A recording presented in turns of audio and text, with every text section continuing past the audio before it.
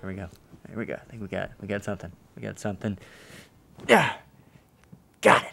All right. Damn it, still short. God, I've got to get some of Uncle Chin's tangerine chicken or I'm not gonna make it. I'd do anything right now. Anything? Sweet Jesus. No, but I get that a lot. So, Jimmy, I heard something about you being hungry. Is that what Uncle Chin's signature tangerine chicken. Piping hot and full of delicate citrus flavor. And it's all for you, Jimmy.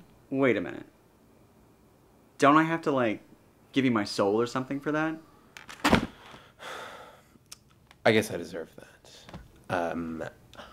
I've been known to do such things in the past. But what? I was just kind of hoping for a friend. I'll be your friend. That would be really cool. All right. Yeah.